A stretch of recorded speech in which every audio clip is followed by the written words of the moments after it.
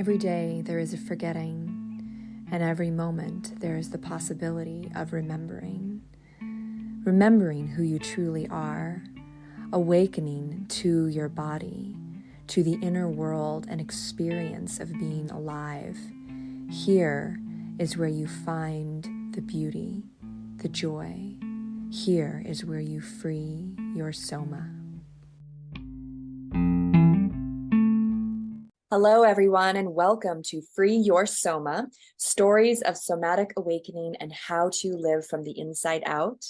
Today, I have Dr. Maya Shakti here with me. She is a licensed clinical psychologist who focuses on helping women create self-care in all spheres of their lives. She practices an array of effective modalities from EFT, the emotion code, EMDR, Reiki, pranic healing, and so much more. She addresses a wide variety of challenges that people face in this modern world, from burnout to chronic fatigue and other psychosomatic issues. I'm excited to have Maya here today. We had a very awesome happenstantial kind of synchronistic meeting at a festival in Oregon a few weeks ago. And yeah, I'm looking forward to this conversation. I know you have so much to share. And lots of really fun stuff that we're going to explore today. Thank you. Thank you, Amy. It's such an honor to meet you and to have that happenstance. It still tickles me the way we know the same person in Hannah Somatics. And I'm so grateful that you invited me on this podcast. I'm so excited to have our chat. Yeah, absolutely. So we were talking just a little bit before we started recording, and there's a story as to how you became the person sitting here right now. I mean, everybody has that, right? The story of like how you came to be a psychologist who's practicing such an array of kind of alternative modalities. Maybe you can tell us a little bit about your background and, how you got into, psychology and this realm of study. That would be wonderful. Yeah, I would say I knew early on that I wanted to do something in the healing arts, something. And essentially, it definitely started as a healer to heal themselves. Because as a young kid, it was just hard. I think, there wasn't as much information out there as there is now about empathy and about sensitivity and feeling other people's energy. So I was just a little kid bombarded with everyone's stuff. And because no one told me that, I'm actually feeling other people's stuff, I just thought I was going crazy, feeling a lot of, emotions and things that I just didn't know how to make sense of it, which now I have developed an understanding of that. So it would be just like me sitting in Barnes and Noble in the self-help section, reading and trying to figure out like how to feel better. That was really where it all started, like that desire to feel better and the belief in myself that like I could feel better, and that was always like the driving force. And so from there, in where I was from and kind of what was surrounding me, psychology was the only healing arts that I was aware of. And so that seemed like the most obvious, avenue. So I studied in psychology, and I just kind of, continued that and got into the doctorate level, then became licensed. And from there, I realized that the therapy wasn't actually helping me. As much as I believed in it and as much as I was like fully signed in, I was even in psychoanalysis, if people know what that is. It's like when you go to therapy 4 times a week for, an hour each session. And I was kind of just engrossed in the psychological world. And even though I was like preparing to become a psychologist, I wasn't actually feeling any better. And so that's kind of where my journey started to separate from the West to the East. And so as a young psychologist, because I got into it, kind of streamlined, at 26, I was licensed. And by kind of right before 30, like 28, 29, I already was in my own private practice. And as a young woman, I was just feeling really burnt out, really exhausted, like mentally not nourished. And I kind of was like at a crossroads. I was like, is this what my life has to offer? Like, I'm educated, I'm successful, I have everything I've always wanted because I've worked towards it. But the very thing I always really wanted was like internal happiness and peace, only that. I didn't have. And yet I was meeting clients every day, trying to help them achieve what I myself didn't have, which felt really like a cruel joke. And so I just recall this one moment where I was sitting in my office. It was so beautiful. I had like really put a lot of intention in creating this beautiful space where people could feel comfortable. And I was sitting in my office and I just looked out the window and something just sort of snapped. I was kind of like, I'm done. I don't want to see my life kind of passing before me with the same old, and just kind of keep going down, because my physical health was basically deteriorating. I was having a lot of, I think of it as like the soma, the gut issues, the gastrointestinal issues, the leaky gut, all those symptoms that are really, now we know more, is so related to the emotions. And so in that moment, I decided to leave it all. And that's it. And then I spent a year preparing to leave my practice. And at that point, I was like, I had a full-on life. I was engaged. I just bought a condo right next to my office. Like everything was sort of set for this life that I was meant to live. And I just said yes to myself, and then I said no to everything else.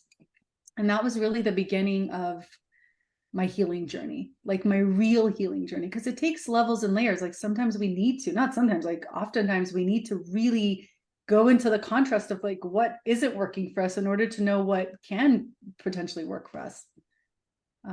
So I don't know if you want to pause there, but like that's where I decided to go to India. And Yeah, wow, that is an incredibly brave thing to do. And I love that, once you really felt what was true, which was that this was not working for you, you were really dedicated to finding your way out of those circumstances. I mean, taking a year to like leave your practice, it seems like a very calculated thing to do, rather than, a lot of times when people leave it all behind, they do it very impulsively, and they just drop it all, and they are, maybe a little irresponsible or something, right? But it sounds like you were dedicated to yourself enough to actually take the time to walk away from things.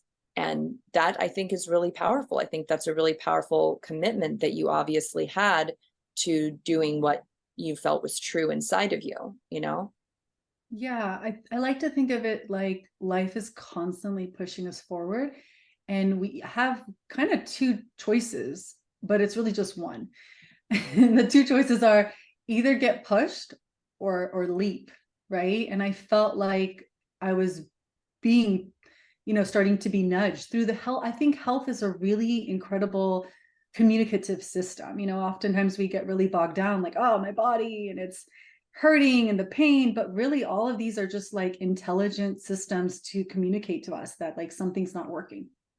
Like if I was cooking dinner and I got burned, I wouldn't be like, oh, why did I get burned? It's more like, oh, like don't touch the stove or don't be so close. Like it's all communication. So I feel like people often reflect to me that I'm so courageous, but I do, I'm sure other people can relate to this, that when you're in it, it doesn't really feel like you have much choice, because it's like I would have these conversations with my body, and it was like really, it was really wild. Like I would even start like, I would almost like play with the idea. I'd have a really good day with sessions. I'd be helping people. I felt so like at service, and I'm like, could I really leave this? Like, and then I would talk to my body. I'd say like, maybe I'll just stay. And I could hear a voice in my body just being like, really, you want to stay? And then all of a sudden, as if out of nowhere, my body would start to like convulse and like start to have these like severe pain, and my stomach would hurt, and I'd like be doubled over in pain. And I quickly said, okay, no, I'll leave. I promise I'll leave. Like, because I had that commitment. My body knew within a few months we were going to go. And then all the symptoms would just like magically disappear. And so it was this communication that like, it wasn't just like a choice I had to go, but it was a promise I made to take better care of myself. And my body was holding me to that promise. Wow, yes. And that's so true. Like just thinking about how our nervous system, when we go into that retraction away from something, it can show up in all these forms, like a stomach ache, like an illness where we're pulling away from something in, our internal or our external environment, usually a combination of both, right? That's basically our body really just saying no to something. And I mean, I was thinking about that as you were talking about burning yourself on the stove, because I cut my finger just yesterday morning, chopping a vegetable.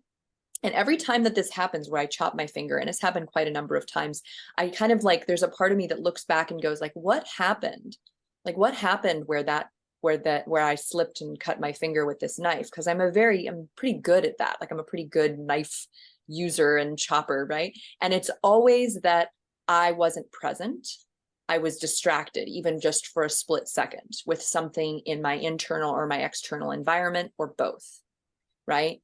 And I think about that in terms of the way that our modern world is so full of distractions. And there's this real intense like pressure on most of us to succeed or, do life well, whatever that means based on the culture that you're in. And so we're under this pressure that is very distracting from what it actually means to be present in our bodies. And so of course we're going to be like, oh my God, how did I get this illness? Why is this happening to me? Why did I cut my finger? And it all comes down to not really being present and aware of what's happening in our body, because there's all these other noises and I just love what you're saying so much, because I feel like that is kind of the essence of everything that I've been working to uncover, which is like, we grow up with this message of like, this is what life successfully looks like. And I was like, okay. And I was like, very ambitious, very passionate person. I got the program. Okay, this is what life is. And then I like went out and I got it. And I was sitting there, I looked the part, everything around me looked the part. And then I went really deep inside and I was like, is this feel good? And none of it felt good. I literally felt like I was empty of my own internal beingness. I felt like literally when I went inside, it was just like this emptiness. Like everything about me was so superficial. The way I look, the way I presented. I mean, it was just so, I feel like with clients, like I would squeeze out enough to like be there for them, but it was like I was living for them instead of like having a rich life that I could just share with them, which is kind of like the huge journey I've been on, which is just feels like it got flipped on its head. But so many of us, like, what does it look like to be the perfect mom, the perfect wife, husband, worker? And I think for a lot of us, we get these messages of what it looks like. And then when we're sitting in that seat, looking like it, we're so confused because it doesn't feel good. And I think that's just the society we're all raised in, which is like not really based on what actually feels good, what happiness actually is. It's like all these ideas of it. And at the end of the day, like, you can't be happy with the idea of happy. Happiness comes really from, how you take care of yourself moment by moment, that awareness and that cultivation. And so I think all of us can relate to kind of feeling out of place in our own lives. Yes, absolutely. And it's a journey of remembering or coming back into like what it means to feel and be experiencing life through our body, through our physical, like first person experience. Because so much of our, most of us during our childhoods, we get incredibly externalized in various ways. And there's a reason for that. Like we need to be conscientious people and, aware of others and stuff like that. And you could even say that there's some kind of like reasoning for us forgetting that internal felt sense of self and that connection, because then we get to remember, and we get to remember in a powerful way that benefits those who have also forgotten how to connect, right? Mm-hmm. So it's like this kind of thing where while there's this sorrow in having had to go through all that suffering, it's like, well, the suffering led you here to having all of this incredible wisdom and knowledge to share with people. And it's an ongoing journey. I mean, I'm sure you're still accumulating tools and knowledge and experience, in your life right now, that in 15 years is gonna, is gonna be transmitted in a whole new way, right? Yeah, I love that perspective, and I totally agree with it. It's like, Ram Dass said, we're just all walking each other home, and That's really what it is. It's just deepening the practice. And so for me, it was so interesting because I had kind of reached the mountaintop of like health, of mental health. I was like going into, I was a successful practitioner, professional. I'd done all, all the therapy that was available to me in that sort of environment. And it didn't get me what I wanted. And the coolest thing about, I think, where I was standing was like the belief that there was something more. I think that's always been my driving force. And maybe that's part of what's helped me evolve, is like just believing. And I think for each and every one of us, we should all like, never just settle with what we're told is enough. Like if you believe that you could feel better, then go after it. And I do believe in like the law of attraction. Like, I think because I was so persistent and relentless with like, I know there's more for me in this life, then things started to show up and open up. And so I remember I was in one of many retreats that I had tried to, find. And this one retreat, we did this breath work. It was one of the first times I ever did a breath work session. And I recall in the breath work, something opened up, it's very psychedelic breath work.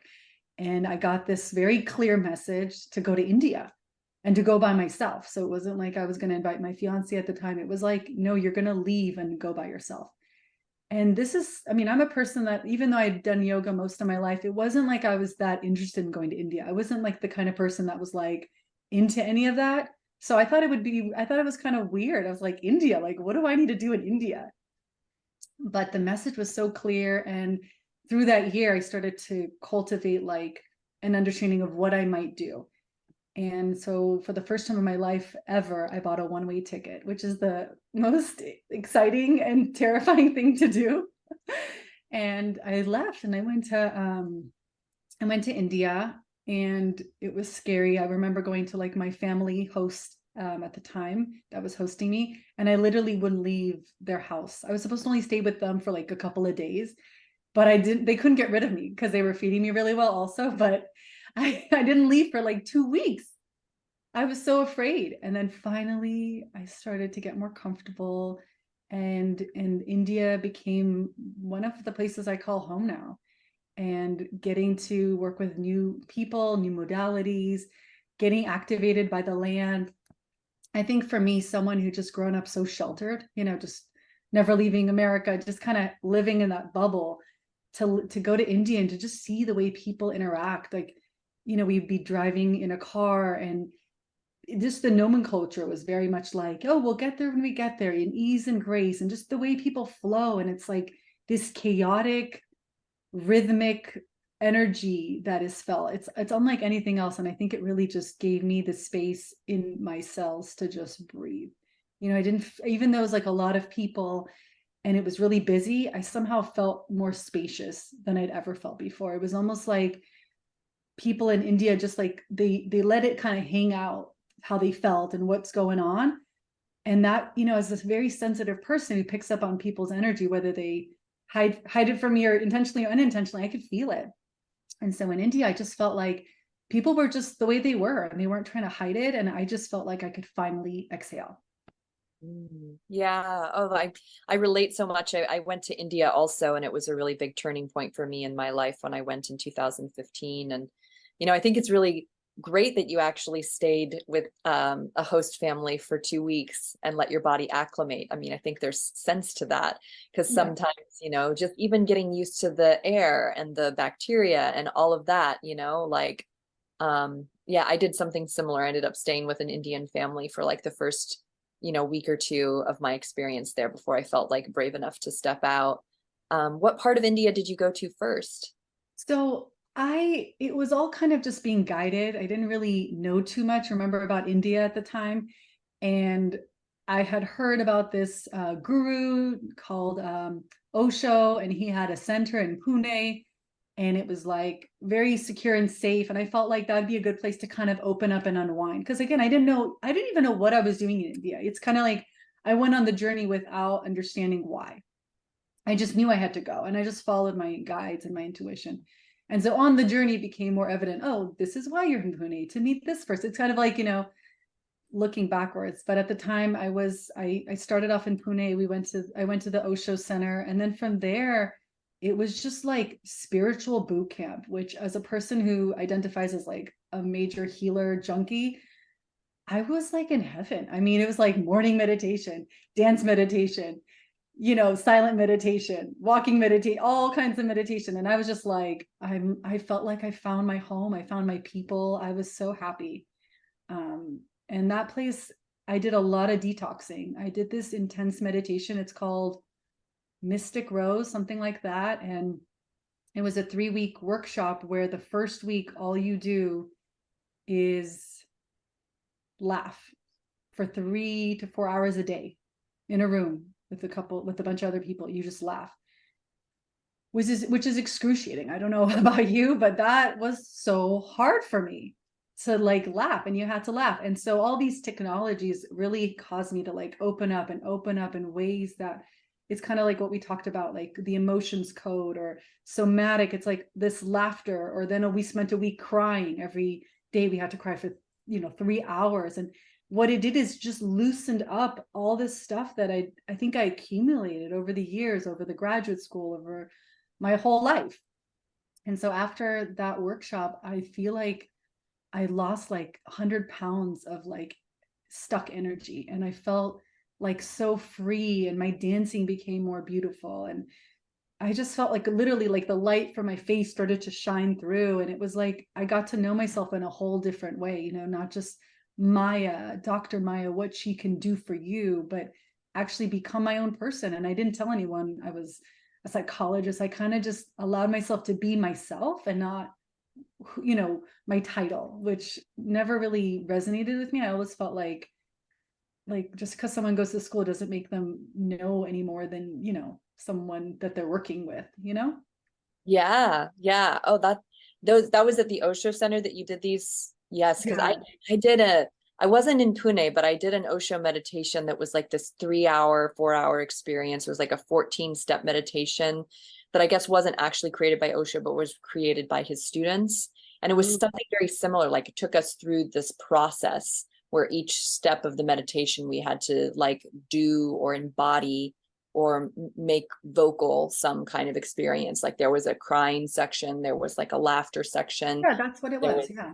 yeah, there was like a sexuality section, but this was like just in a condensed period of like 3 or 4 hours, versus what it sounds like you went through, which was like much more extensive. But you got to think about like kind of this idea that you mentioned with the emotion code, like all these different experiences that we've had in our lives that just got stored or put away somewhere because we didn't have the space or the time or the tools to process it. And so it's just sitting in us, like you said, this sort of stagnant energy. And then you do something to really shake that up. Maybe you spend, 3 hours crying, but it's not all authentic crying. It's like some of it's pretending to cry, some of it's just making the face of crying, some of it's making the body posture of crying. But in doing that, in going into those physical experiences, you start to bring up the authentic feeling, right? Exactly. What You I have to, recall. you have to like, it's like Tinder. You gotta like, you gotta get, you have to seduce the fire to come out. But honestly, I'll share this personal information. Crying, laughing was harder, actually, like excruciatingly harder than crying. Once I got the system ready for crying, I was like relieved. I was like, thank God we're done with the laughter week. I think it was the hardest week for me to just laugh. And I realized then that I'd become so serious. Being a psychologist is like so serious. Everything was so serious. And I like got stuck in that face. Yes. So the Oh, yeah. laughter cracked me open, and I actually realized that I'm like such a silly person. And the whole group, ended up like kind of calling me the clown, because I would like embody this clown. And it's like so funny because like if you meet me, you're like, I wouldn't see that on me, but that was like the little Maya that I used to be. That was who I was before I had to kind of like become so serious in society. And what does success mean? It means like holding this, sort of statue, and all this stuff that we start to like.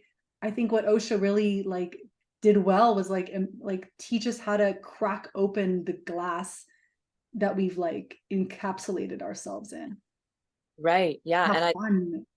that way that pleasure can be harder for us to experience and actually be present in than our grief and our sadness and our frustration. Like, of course, those things can be difficult too, but it's interesting. In my own journey, I discovered that sometimes it is the good feelings that I have a harder time being fully present in, whether you want to call it self-sabotage or just, a nervous system response to, like, oh, well, I'm feeling good. Maybe that's not safe to feel good, right? Things like this Mhm. that show up. Exactly. That's actually what I did in my first part of my journey. Was like, it was a real long haul of like reprocessing everything I'd known, because up until then, you wake up in the morning, you do 50 things, you make a to-do list, you go down the to-do list. It's very masculine. I grew up so masculine and I rocked it. Like, let's be honest, I rocked the masculine.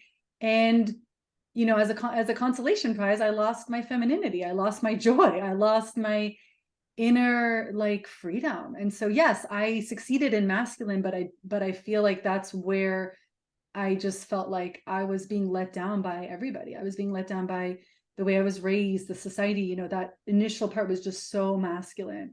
And here I was, like, almost nearing 30. Actually, I was 30 at the time. So yeah, I was 30 at the time. Didn't feel satisfied in my relationship, my intimate relationships. Didn't have kids, which was something I really always felt was like a calling for me. And so it was kind of like I had everything everyone else wanted for me, but I had nothing that I wanted for me. And that's why when I went to India, it was kind of like I was getting broken open in all these different therapies that I never learned any of this academic stuff. Like, to me, the only academic stuff I learned was like, cry about it, talk about it, and then talk about it some more. And I mean, I'm so professional. Like, I know exactly my issues, how and why. And that didn't really help me. And I feel like a lot of people in therapy, at least like what I've just noticed, some things people generally say is like, I've been to therapy this many years, I know what's wrong with me. But my passion and my joy was like, how to take what you're struggling with and actually just like heal it. Like, do you want to keep your story, or do you want to actually like go on to a new story? Because there's always a new story, right? We're never, we're not going to like be officially healed and cleared, but we can enjoy a level of like joy and pleasure now. And we don't have to, I don't know, self-flagellate ourselves to feel like we deserve it. And so Right. that, yeah. And have these kind of natural conclusions that can come in when we work through something all the way through to some kind of completion, even if that thing is going to come back around again for like another, iteration, right, in our lives. But having that moment where we actually take our body through the complete experience. And that's actually something that I've recently been able to kind of verbally describe about what we do in Hannah Somatics. And you know what this is, so it'll be kind of fun to share this with you. But kind of our brains really crave a beginning, a middle, and an end. We crave this like linear experience so that we can kind of, start something, do it, and then end it. And maybe we do that over and over many times, but that's literally what we're doing in Hannah Somatics. We do a movement, and it might be a very tiny movement. And then you slowly come out of the movement, you release the pattern. And then at the end of the movement, you relax for a moment and you complete the pattern. And we do that over and over again to rewire and change the way that your musculature is held on your body. But really, this is just a way that our body systems, they crave that. We have morning, we have daytime, and we have night, right? It can be seen everywhere that we have these cycles and we go through them and we complete them. Well, what happens when we don't know how to complete something, when we don't know how to actually let something conclude? We're running in this loop, this same story that we're talking about. And I remember being in that too before I discovered somatics, is just talking about my problems. I was in therapy from the time I was 16, talking and talking and talking myself in circles with no conclusion. Exactly. And so I'm not at all in any way, shape, or form trying to harp on therapy. It has a place, but if you look at the history of it, like, think of the era that, Freud was in. It was like the Victorian ages, right? It was like women were like literally buttoned up, like literally, like not just their physical clothing, their bodies, but their lips. I mean, they were like zipped up and shut down. And so for a woman to sit in a room privately with a man who is, men are more of an authority, more of like the professionals, right? They're the educated ones back then. And to get to speak about her innermost feelings, I mean, who needs an Osho shaking session or a laughing session or crying session? That in and of itself was unbelievably revolutionary. Mm.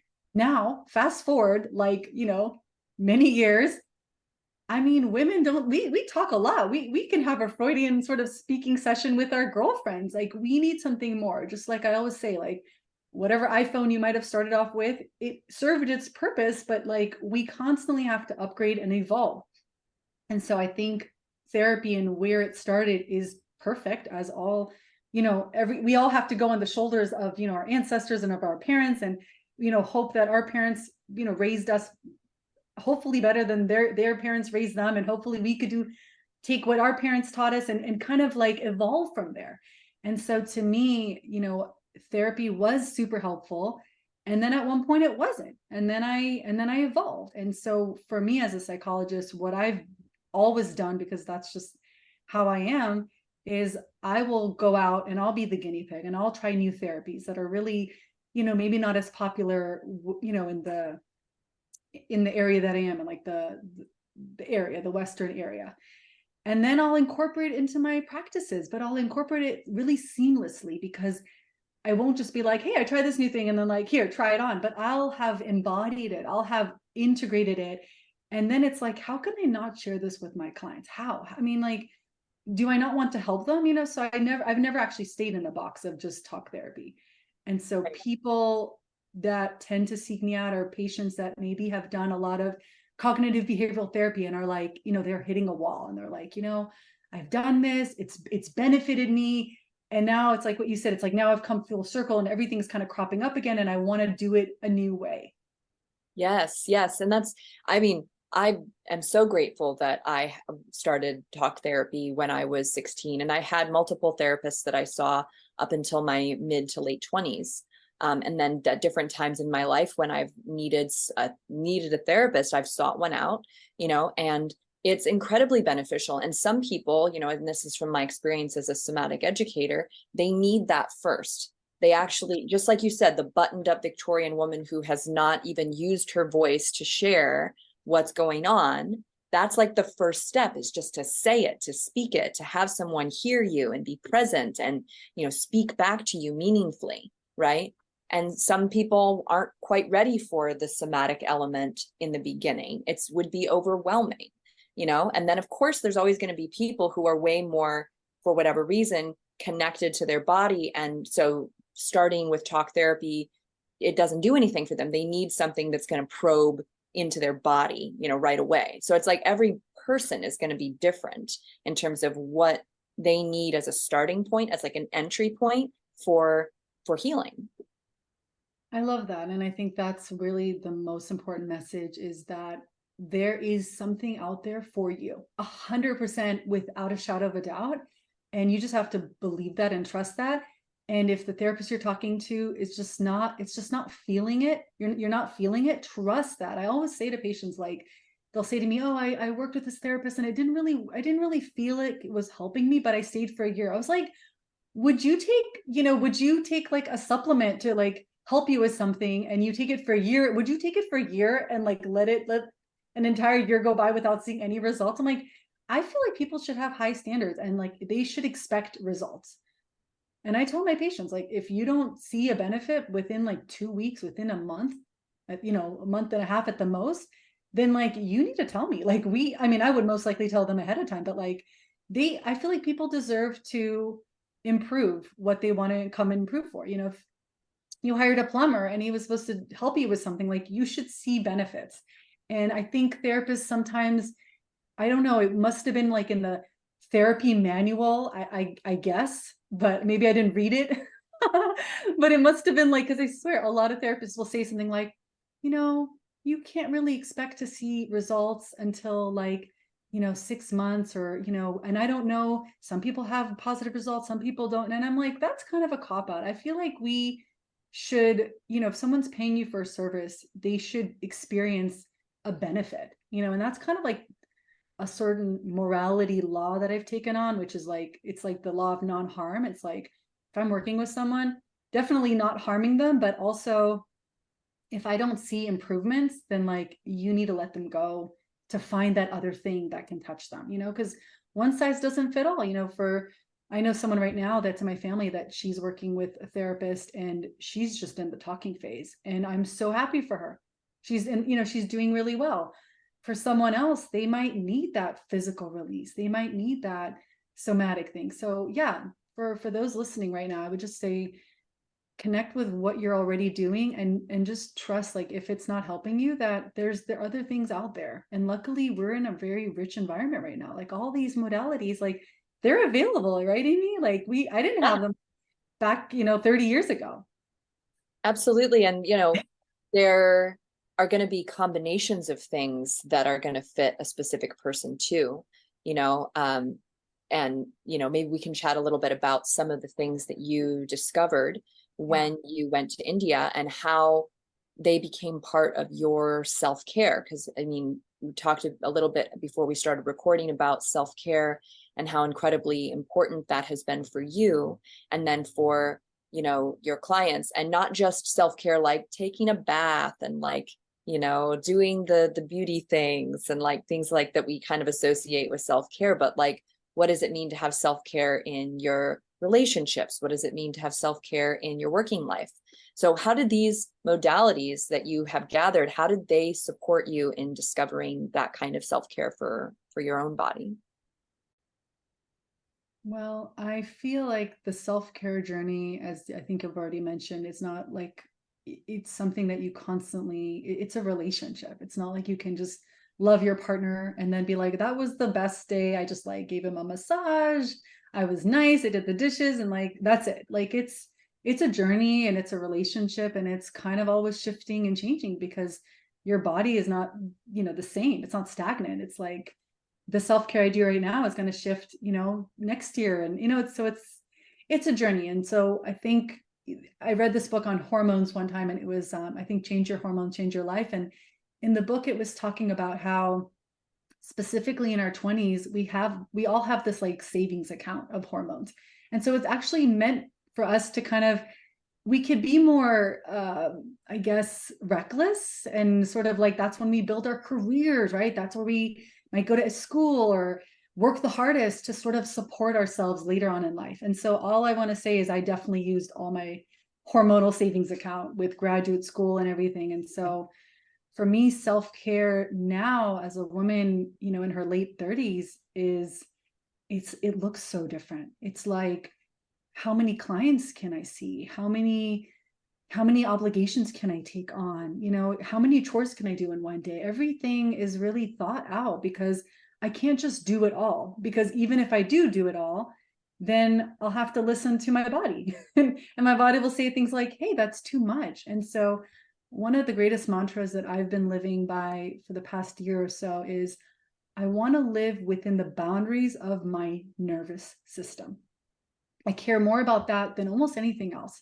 Because if I could be there for you and be there for all the clients, but I'm not living within the boundaries of my nervous system, I'm essentially stealing from myself to give you, which is essentially looking for external validation, external rewards, money, acclaim, people pleasing, but really I'm not giving you from a sustainable source. So that's my greatest, insight, really. So these days I work with many less clients. Funny enough, I have more to offer and I work with like a fraction of what I used to.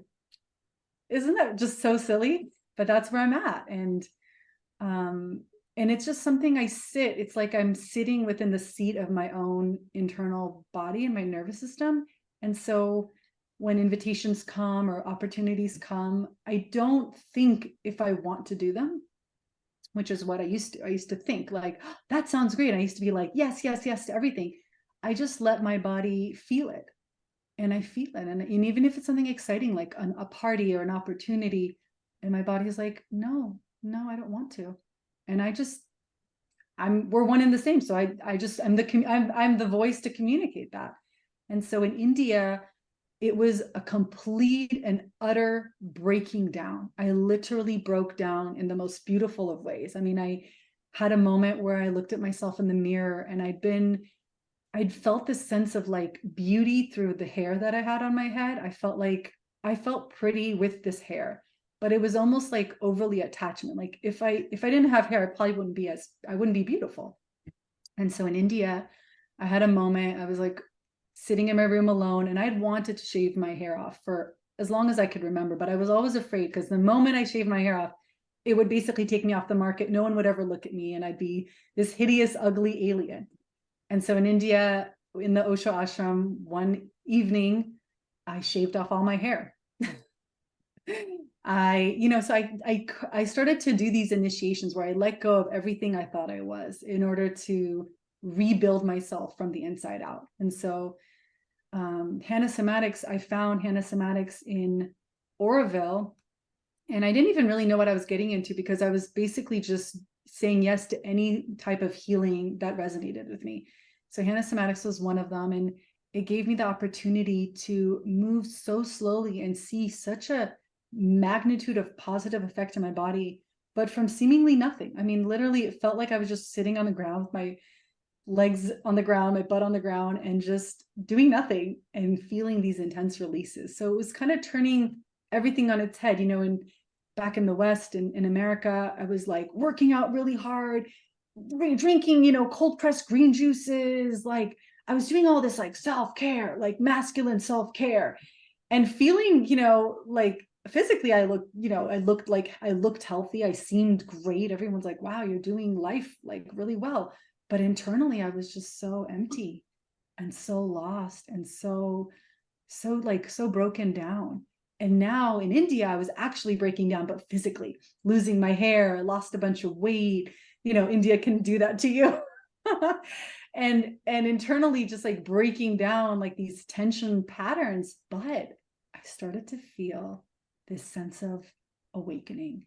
And literally, this was like one of the most like incredible mornings. I literally woke up, and out of nowhere, I started singing Hakuna Matata. Like it just came out of nowhere because it wasn't like watching TV or had any reference to it. But that was kind of like the theme of what I was feeling, was just Hakuna Matata. It means no worries. And I looked in the mirror, and I looked like this like freaky, bald-headed, skinny, pale girl. And I felt so beautiful. I mean, I felt so good. I just like, and it was like, I just laughed because that's like the irony of life, isn't it? Like the very thing you think it's going to be, it's always like turned on its head. It's like, it's like, here I was in LA with the hair, with this and this and this, and feeling so ugly and unworthy. And here I had none of that. And I felt for the first time actually beautiful. That's an awesome story. I love that.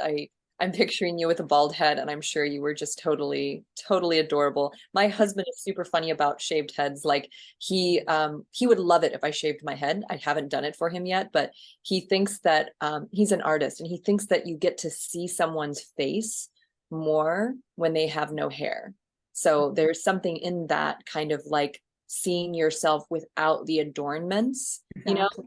the nakedness of it, where you get to look into your face, and what you see instead is like just these really pure kind of human qualities that get obscured, unintentionally by all of our, cultural adornments, including long hair and, and I mean, your hair looks kind of similar to mine. I'm sure your hair was gorgeous, but there was also a beauty underneath that you just didn't have access to, right? That you kept looking Yeah, for. but it was also like not only I didn't have access to, but I'd been told ever since, like, consciously or unconsciously, that women are not beautiful without hair, and you're only beautiful because of the hair. And so it's like, even though I ended up feeling quite even more beautiful and free without the hair, because I never like addressed that, or I never touched that, I always felt like an inherent shame.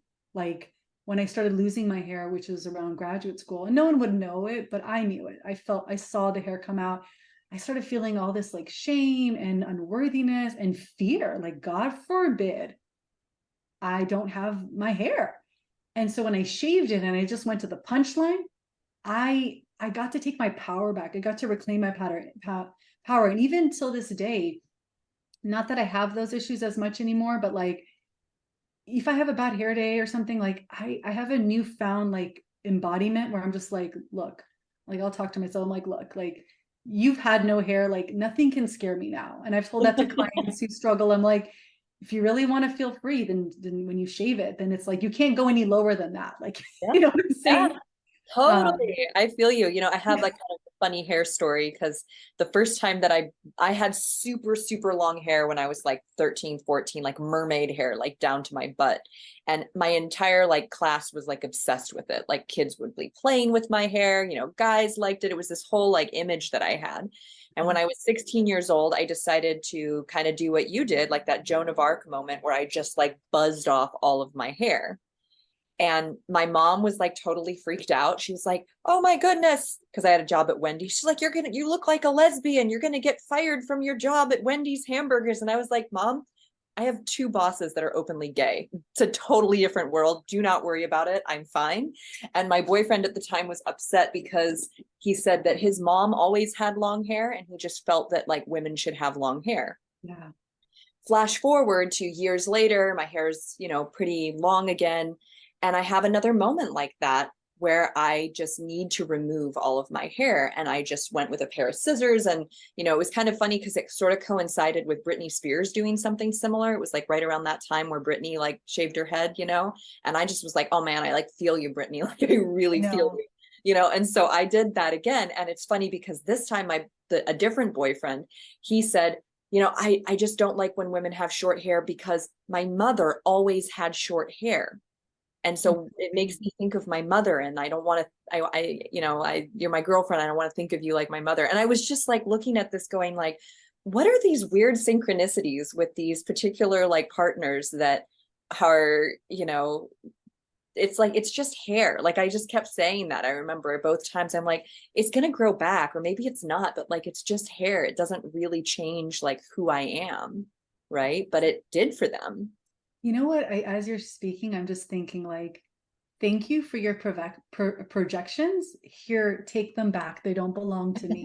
Because that's what happened to me. And I was in India where long, thick, luscious long hair is revered. Not even revered. It's just like, it's a standard there. Yeah. And the women were really sad. They would like look at me because they were like, you were such a pretty girl. And I was like, thanks. But I really laughed because I had such a hoot the whole time because I could feel everyone else's projections, and it's something we can all do. It's like, as we're evolving and you start to look more like yourself, you ain't gonna look like other people. And so you will have to weather the storms of everyone's projections, the person you're with, the family, the mom, everyone's looking at you because you're basically cutting your hair or cutting yourself out of the mold. And that's going to cause them to have projections. But if you can clearly be prepared and laugh with it, know that they're not there. You don't have to keep them. It's just like a gift, like the Buddha says, like if someone gives you a gift and you don't accept it, whose gift does it belong to?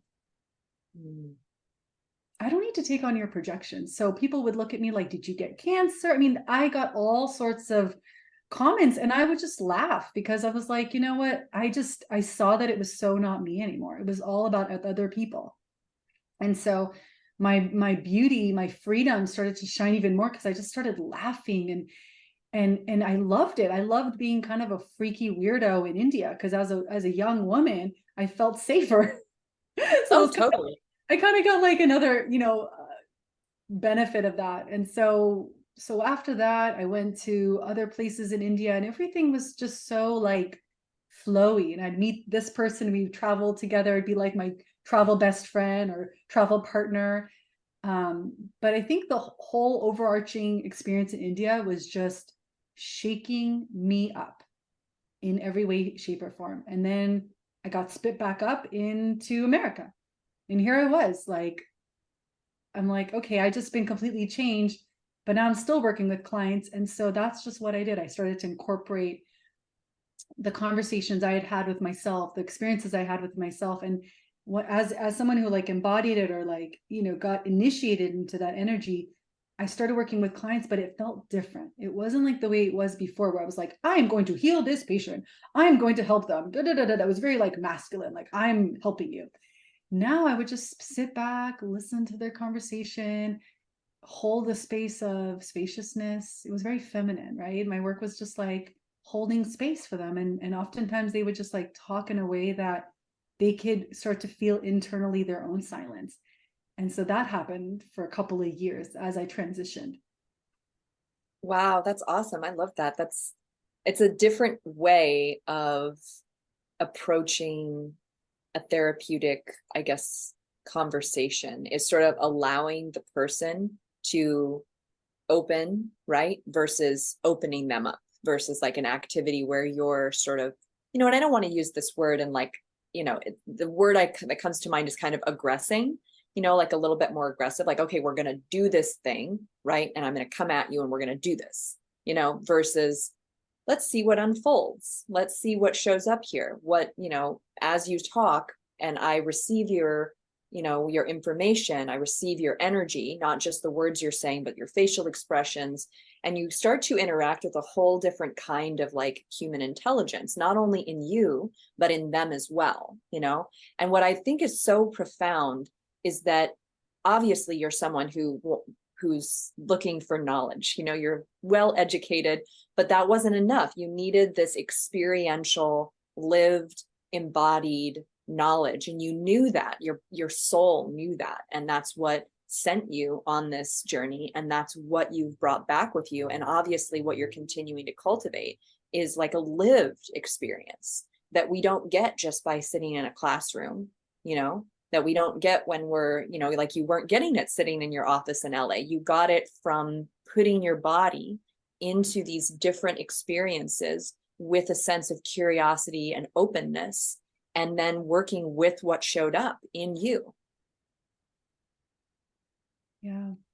Thank you for that reflection. Yeah, it is a journey, right? Because I'm still on it. But what I felt was, I just felt like I wasn't working anymore. Like sessions didn't feel like sessions in the past. It just felt like just connection. Like I was just loving the people I was talking to, and that was enough.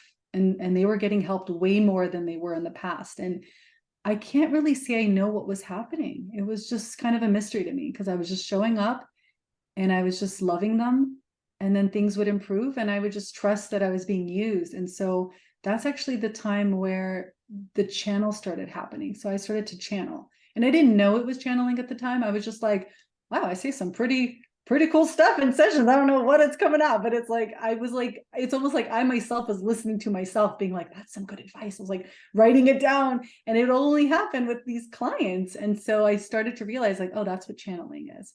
And so it was like, versus like the masculine, like I'm educated, I'm knowledgeable, I have the knowledge, and I'm going to impart it for you because I paid, hundreds of thousands of dollars for this knowledge because I'm a psychologist. And it shifted to like, actually, I'm going to come to each session as empty as possible. And so I would, that's when my meditation practice really started to like become a regular thing, and meditating and holding still and being as still as possible so that something greater than myself can come through me and be shared. And so that's sort of why the therapy became so easy, because I kind of wasn't doing anything. Right. There's a quality of like, I want to call it like an undoing, but like it's just it's a different kind of activity. It's an interesting thing, because I know just what you're talking about in terms of staying present and being empty for the experience to unfold in front of you versus trying to orchestrate something. Exactly. Like I used to have clients, and I'd feel, I was always so young at the time, like when I first started, and I would have these like patients that were married with like a child, and I'm like, I don't even have a boyfriend put together for my life, and I'm here trying to help them. So I had to like, garner up this like bravado of like, I'm the, and then switch back to after India. I was like, no, I had nothing to prove, and I didn't even care. It's like all the people that were coming to me were like coming from the universe. Like I didn't even promote myself. It was just like an old client had told another person to come see me. It was like really weird how I even started working again, because I wasn't even like on anything like to promote myself. And I would just sit, and so the difference was like before I would have to like physically like put myself together to like give them something, and now I did a lot of work, but it was a different type of work. It's like the feminine work. I was doing a lot of preparatory stuff to be empty. Like it takes effort to be empty. If your cup is full, it takes energy to pour it out, to clean it out. So that's what I was doing. I was doing different kind of work. It was more of the feminine. So meditating, spending a lot of time in nature, and also like really being aware of like my surroundings, like not being in the city anymore. I left the city. I started to travel. I moved to a different, state, a different city, living in nature, surrounded by trees. So when people would like call me for sessions, I was just in a better place in my own life. And so I can just more easily work, versus in LA, I would have to do so much just to be available for a patient. I'd have to like be on those cold pressed juices because my immune system was so fraught, the histamine, the leaky gut. I mean, everything was so nervous that I had to like combat it with like, constantly going to healers, psychologists, doctors, and, exercise, be on elimination diet so I could be there for the client. Do you know what I'm saying? So much efforting, versus now I was just living, embodying a good life. I was feeling happy. So I could just share that without having to like, it's just like different. What are you going to focus on? It's like, are you going to focus on health? Or are you going to focus on getting healthy? There's two different things. Yeah, yeah. I think that having the right environment, and that's huge. And many of us don't know that we're in like a toxic environment for our nervous system until we experience something else, until we step out of it completely. We're not even aware, because it can be a subtle thing. Everybody else is living with this traffic and with this level of noise and this level of disruption really to our natural rhythms, but we get so used to it that we don't notice until we experience the alternative. And I'm actually outside LA right now, and I was living up in the mountains, and then right now we're kind of in between places. We're figuring out where we're going to go next, and I'm definitely feeling that impact of being in a more densely populated area. Yeah, it's a lot. And so it is a lot, and people should be compassionate to themselves. If you have to live, in a more densely populated area for, access to something your children need, or for your work environment.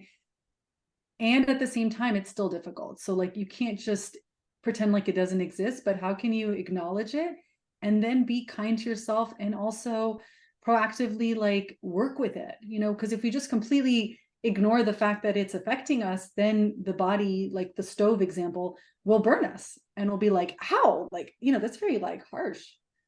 Yes, yes. And like you said, there are all kinds of wonderful ways that we can support our systems when we are living in a more stressful environment, or when there are stressful periods that go on in our lives, where we cannot, simply escape this scenario at this particular moment. We have to stick through this experience to some degree, right? There's all kinds of things that come up in life where we kind of have to deal with this stress for a while, and then once the stress is over, do we have tools to recover, and how well were we managing it even during that time? Like my dad was in the hospital last winter, like on Christmas Day, with severe sepsis, and there was simultaneously this other kind of occupational challenge that was going on for me. And it was just this period of time where I was just like, it's going to be really stressful for a little while. And I can't really change anything about that. But what can I do to just do small things to help mitigate the level of stress that I'm experiencing? And then following that, when the stress kind of was over, it's like I had to take time, and so those skills that acknowledging that you took time, because that's not just easy to see that. I mean, that's amazing that you had that awareness to also know that, okay, I'm going to dip down into my reserves, and then I need to go and fill it back up, because I took from there, and that's okay. Yes, yes. And that's why we want to have those reserves available. And then, there have been times in my life where I didn't really have reserves available, and my body and my health dramatically suffered because, I really hadn't been taking care. But the more that we get in touch with our bodies, the more that we like start living in them and building pathways to be able to have access to it, like so many of the, modalities that you teach, that you offer, they are about creating new pathways in our body. to be able to have access and to be able to make changes real time to what our living experience is. And so when we have stuff happen, when shit hits the fan, right, that we have had some level of reserve, that we have some level of reserve that we can dip into when needed, a savings account. Exactly. And if you look at what you're saying, it's so important, because I would say most people don't, like, whether we're speaking metaphorically or like actually about dollar bills, like we are walking around without a savings account. Like they say most Americans, if they had, a car issue that is around $300-400, they don't even have the money for that. And so we are not going to talk about it in terms of like anything shame or blame or whatever, but we could just be like, you know what, how can we work today to put $1 in that internal savings account?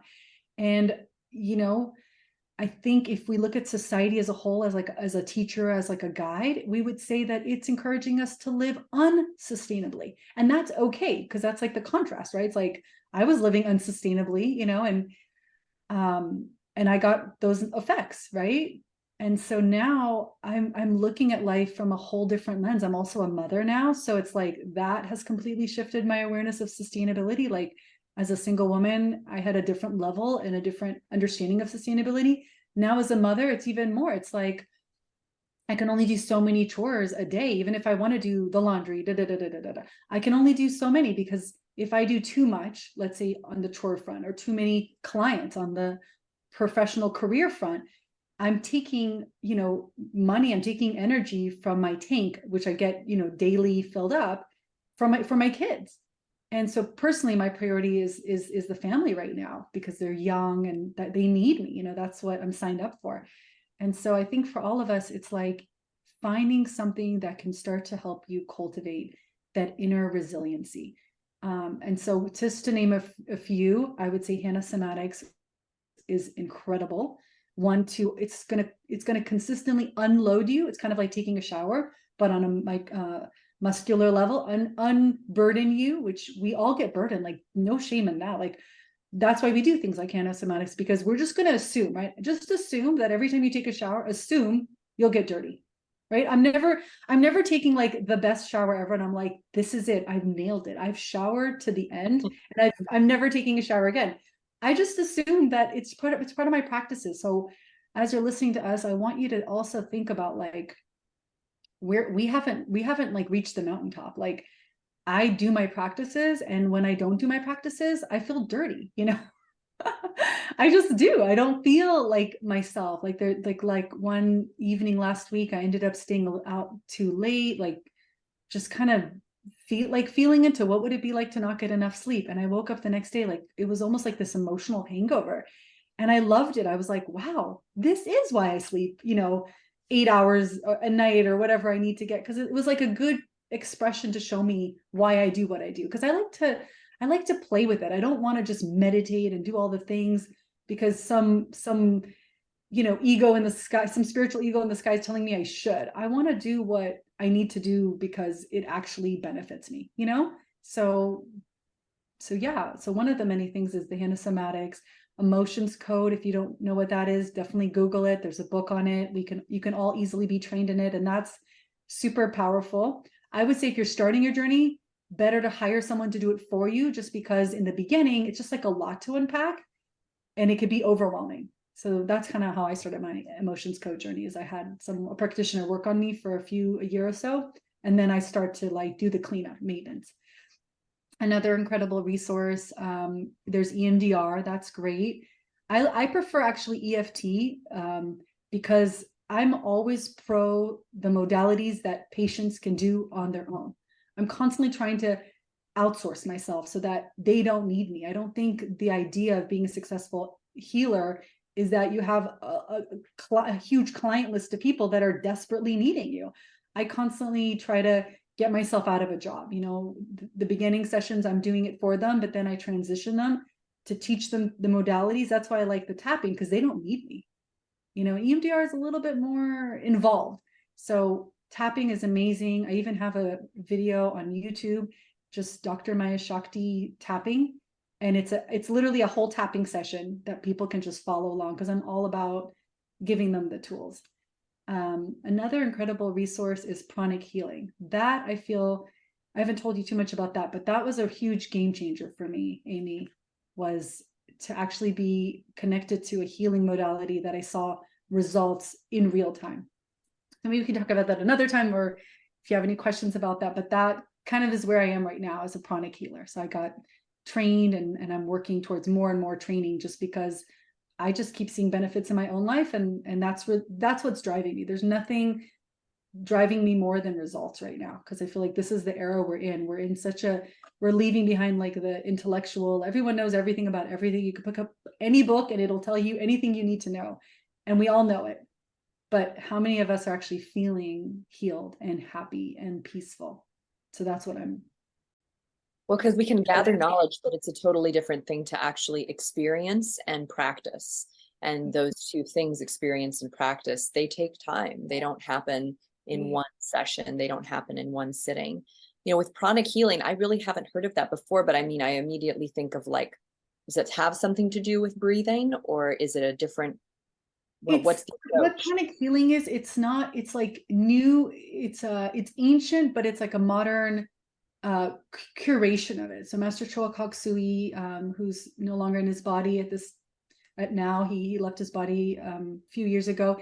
He was a very like, he's an engineer mind, scientist mind, and so he went through all the major healing modalities, and he curated and cultivated this healing system based on actual results. So he would have like top clairvoyance, like really see in real time if it's working and effective. So maybe you could have it in your show notes about pranic healing, but I would say that is the future of where we're going with healing. And it's a healing modality that's based on its energy. So it's really working on like the chakras. It's the whole theory of it is like, just like we're talking about showering, it's like energetic showering on a daily basis, but to get to a level of spiritual, emotional, physical, mental hygiene, energetic hygiene, really, so that you feel better. So once I got into that, I saw some big shifts because of my sensitivity. It's like we're not all equal. Like some people can eat, gluten and it's not a big deal, but for my body, it's sensitive. And just like I can't eat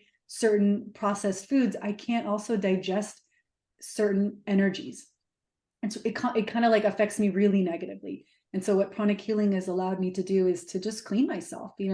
After I work with clients, I cut my cords, I cut their cords, I energetically sweep myself. If I'm feeling overly sensitive and stressed, I can clear the part of my body that energetically relates to that. And so that's been a game changer for me, because it's very thoughtful, mythological, concise, clear way of self-healing.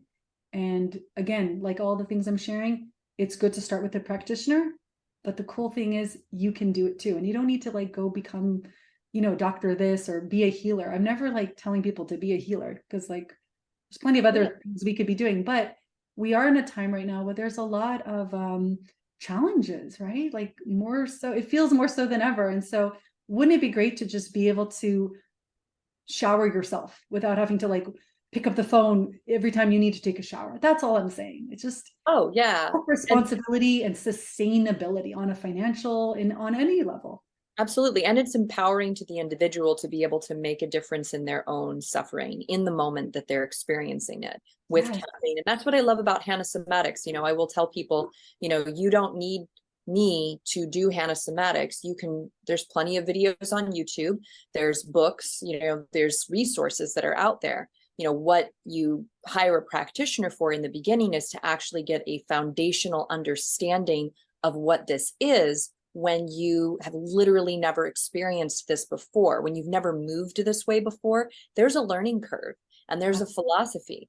In Hannah Somatics, we go with the muscular pattern rather than pulling against it, which is totally counterintuitive to most yoga practices, which is totally counterintuitive to most exercise, philosophies in general.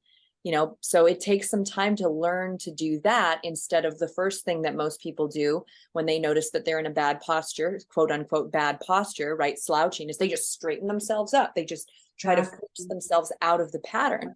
Well, we take a totally different approach in Hannah Somatics, and it's not difficult to learn, but it does take some focus and attention, and it takes some mentoring in the beginning. and same with, all these other tools that you're speaking of, All of depending them. on All of them. how well you connect in with your body and the different things that are being held in your body. Just having a person there who's going to be with you in the experience can be fundamental in terms of your ability to actually go there and do it, and I think that's why, self-paced courses, learning from books, there's a very small percentage of humans Correct. that Yep. actually do that because it's a And lot. they do benefit. Some people do. Like, I'm not one of those people. Like, even the other day, I wanted to learn how to knit, and I pulled up the video, the YouTube, and I was there with my, and it's like so easy, but I could not do it. So I put the knitting down, and I'm gonna do a class. I'm the kind of person that needs to be in the field. When I was the early psychologist, I was in all the therapies, cognitive behavioral, psychoanalysis, and I was in all the therapies because I was like, if I'm going to be this person, I need to actually experience it myself. And now I'm just into like the healing thing, and I feel like it behooves you to hire someone that's way ahead of you in that modality. Stand on their shoulders. It's a shortcut. Yeah, But for those of us that maybe financially we can't get started, there's plenty of resources you can start with. Like, tapping is, I think, pretty easy and accessible, and there's certain things you can get started with now. So don't feel like it's like I have to hire this amazing healer in order to do it. I'm just saying there's something for everyone, and meet yourself where you're at and know you can take those few steps. absolutely. And that you could also, depending on the kind of person you are, I mean, I've had people do one session with me, pay attention, really focus in on it, and then they just do it. And they're still doing it. And that they just got as much as they could out of that one I session. agree. You know what I mean? And there's people that's all they need. And then there's people that really require and need a lot more time with something in order to make it a practice that they carry in their lives, and that was me personally. I needed a lot more time and mentorship, and so that's part of But how maybe that's part of like I what you require, Amy, because you are teaching it at such a high level. You really need to like concretize the information into every being of your cell. And that's kind of like the higher, that's what you require, that sort of high level maintenance in order, because you're disseminating it so much. So it's like, I also resonate with that completely. Like, I almost tell people, like, am I like the slowest learner in the history? Because like, it takes me so long to learn something, even though it looks like effortlessly I know all these techniques, but I've like trained in them for years. But then when I get to the point when I teach it to clients, it feels really easy, but only because I've integrated it. yeah, So, not everyone's the same. And I think you need to ask yourself the question, like, be real with yourself. What kind of a learner are you? And just go from there. If you really need a lot, then maybe save money and like structure it so that you can do the work. You know what I'm saying? Like, we have to meet ourselves where we're at. We can't just like skip steps. absolutely. I guess, this has been such an inspiring conversation because I think, you're probably just a few years older than me. I'm 35 this year. I don't know how old you are, but like it just there's things that you've talked about today that really like resonate with me, being a mother, having a small child, also being like an entrepreneur, being a guide for others in their healing, and also just realizing so much this year that I need to like reevaluate how I use my energy, because there's these different areas of my life that require my attention and my energy. And if I get too focused on one area, that I forget about the other areas, it's my life is going to let me know. My body is going to let me know. Your You child know, will let you know. my child will let me know. My That's the husband will let beauty. me know. All They of that. will. They Yeah. will. Yeah. Yeah. And so it's been such a fruitful thing to listen to, your experience and your journey. And I'm sure the people listening could also relate to these things because they're really fundamental struggles that I think, especially as women, we're facing Yes. every day, because there is this We're like, facing it hard. We're facing it hard. yeah, Yeah. this modern woman who's the superhero, who's the super mom, who does all the things and runs a, successful business, and who keeps a beautifully clean house, and who makes healthy meals and all this stuff that like is sort of I'm laughing. looming Yeah. over us all the time, and then when we miss one area, and then we can feel like we failed, we can feel like we're not doing it, or and then that kind of stuff comes in, and it's really important to not only acknowledge that what we're trying to do is kind of an impossible feat. And it's like what I said about in the beginning, we're set up with that unsustainability. So don't try to win, because if you win in that unsustainable structure, you've lost. Right.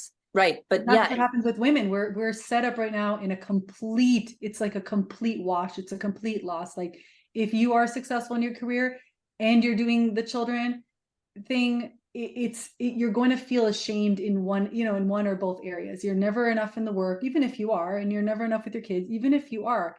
And my advice to myself that you might benefit to hear as well, but this is my mantra for myself, is I am also a child of God.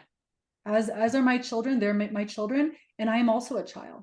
And I also deserve to be loved, cared for, well fed, nourished, sleeping well. And so I look at myself with the love that I look at my children, and it's been a real journey that I deeply care about myself. And so if that means playing with them less because I have to take my daily naps, because that's what helps me show up more presently, I do that. And yeah, I've just created that boundary with my kids, and they know mommy's nicer and happier and just like all around better vibes when I've taken my nap. And so sometimes they even tell me, they're like, have you taken your nap? And I'm like, oh, thanks for that reflection. No, I haven't. Let me do that. And we very openly talk about how we show up. And I've encouraged them I've not encouraged them because kids are perfect, but I've not suppressed their expression of how I am. And so I do take care of myself. And that is a commitment to my children, because I grew up with, that sort of mom, the house was clean, 3-4 course meals for dinner we had. And she was stressed out of her mind. I mean, you know what I'm saying? She got very, very ill when I was around 9 years old, like life and death type of illness. And to me, I'm just kind of like, no, let's stop pretending that I can do it all.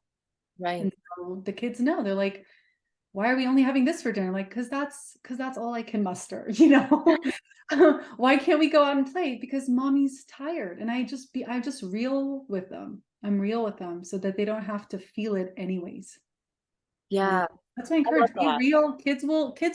Kids are way compassionate, because trust me, they can feel it all. So there's nothing we can really hide from them. So might as well just give them the vocabulary to understand what's going on. It's like I'm raising basically my little self.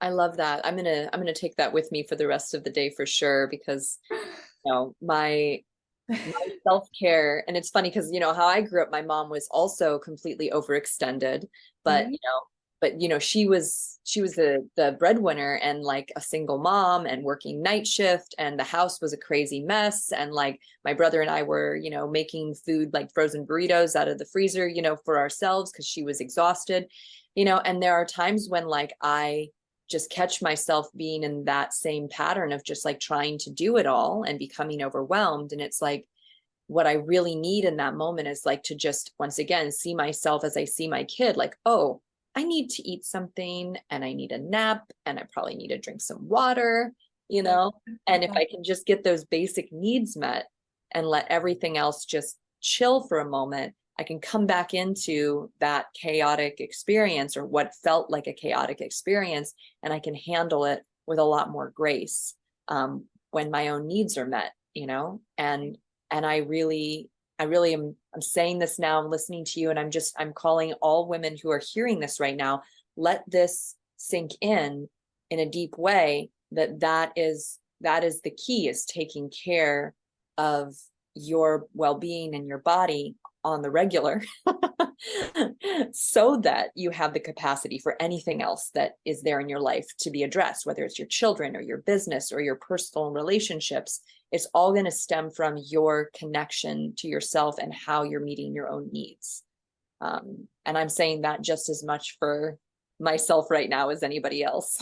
It's hard. It's not something that I'm on the mountaintop with, because I'm still a teacher of it, because as a woman who is the breadwinner and also, full-time with the kids, it's impossible. And so I'm in complete surrender, and I'm like the fat Buddha that's just laughing, because I think it's ridiculous. Like, we are in a pickle. All of us women are in a pickle. Men have their own challenges as well, but I'm just kind of zeroing in on this because it's one I'm very close and dear to, and it's just hard. And so I'm giving my daughters an opportunity to see that I get tired, I get moody and I get hungry, and for them to see that I'm also a human being and I'm not perfect, so that they can sort of copycat the perfection and continue that unsustainable perfectionism that actually is not really helping anyone. Because as a child who came from a pretty perfect mom, I had some severe, challenges of anxiety and overwhelm, and I did not know at all how to emotionally regulate. So that's my greatest focus right now on my kids, is like, yeah, they'll eat, yeah, whatever, but can they have their emotions regulated? Can they work on that? And how can I teach them something that I don't have? So that's my focus right now, and we'll see how that goes. Yeah, well, I mean, Experiment.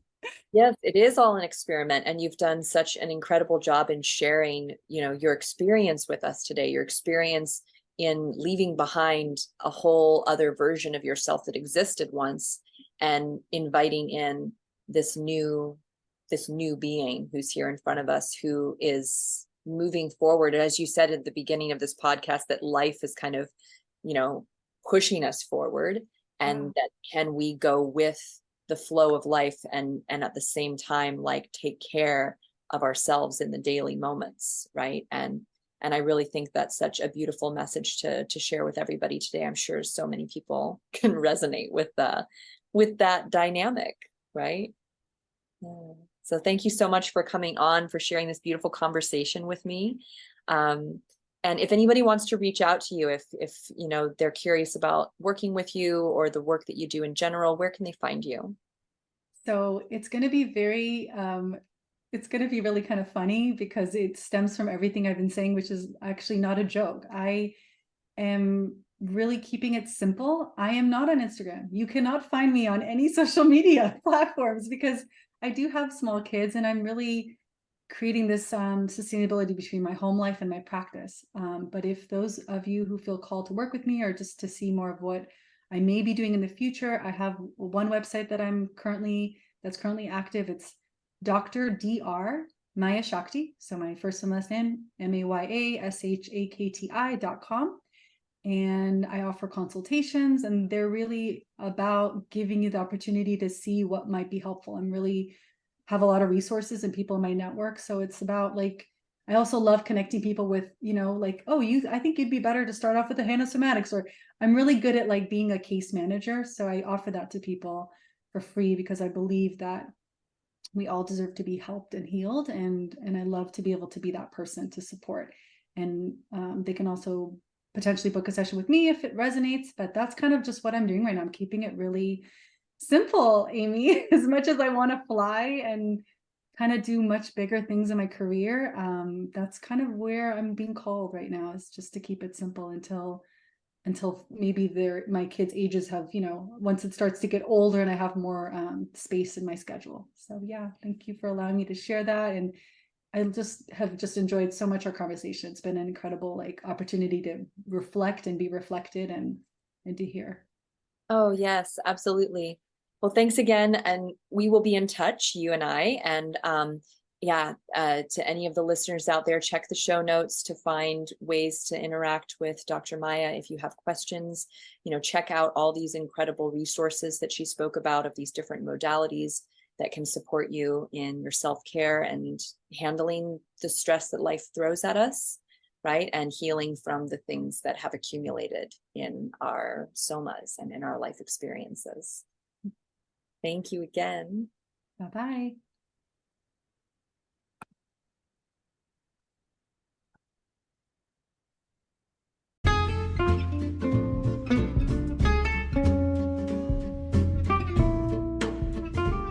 Hello, everyone. Thank you for listening to the Free Your Soma podcast. If you enjoyed this interview with Amanda and feel inspired to learn more about the Radiance program, please go to www.freeyoursoma.com. The next round starts November 4th. Podcast listeners will receive $500 off of the 6-month program. I'm so excited to see you blossom and shine as the Soma, the being that you truly are. So much love to you.